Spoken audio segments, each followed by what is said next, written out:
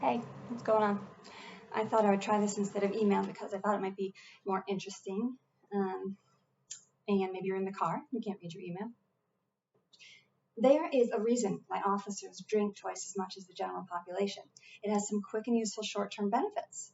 Some of the great things about alcohol in the short term are it dulls physical pain, it cancels out social shyness, it calms a spinning mind, it allows avoidance of unpleasant emotions, it can make us forget traumatizing thoughts and memories, and it can initially reduce anxiety. Now, you might think you see where this is going, but don't worry.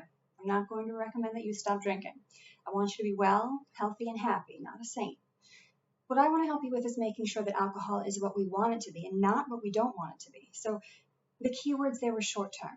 For example, yes, alcohol chills us out right away and makes us less anxious, but alcohol is actually a central nervous system depressant. So it ends up having a rebound effect, making us feel more anxious and more depressed and possibly angry and irritable. So pretty much the opposite of what we're going for. The truth of alcohol is that it ultimately betrays you, but our protection against this is to be in control of how we use it.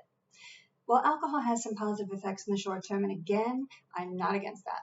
There are lots of reasons why we need to make sure that we understand its limitations and add additional strategies to cope with the stresses we're faced with. A study published in the FBI Law Enforcement Bulletin identified the four leading factors that determine an officer's reliance on alcohol as a coping mechanism. It found that the most taxing emotional burden on officers was the demand on you to have unemotional responses in stressful situations, overwhelming stress on the job every day. So you know what I say about ignored emotions. They do not go away, they just haunt you. Alcohol may treat you to some temporary amnesia, but when you sober up, reality is still there waiting for you.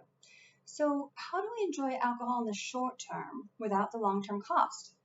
The secret is to avoid giving alcohol a job that it's incapable of doing. Alcohol will never be able to take place of long-term coping mechanisms because the beauty of long-term coping mechanisms is that each time you turn to them, you end up better off in the long run. There are gains you get to hold on to. So the things we should not trust alcohol to actually fix are the spinning mind that won't calm down because of all the things which are overwhelming you with stress and anxiety. Alcohol is a dirty, dirty liar, and it will not erase unpleasant emotions. It will just aid and abet them so they can get another chance to creep up on your mind in the long term and pounce. So these are things that I can help you with, and I can help you to start addressing, reorganizing, managing, and controlling your troubling thoughts and emotions. I can help you build coping strategies so they will not only work in the long term, but they'll also improve the quality of your life, your sleep, and your relationships. And unlike alcohol, they have no calories. So make alcohol stay in its lane. Social events, a night out with friends, wine with dinner, football games, and please consider letting me help you build some skills to take better care of yourself.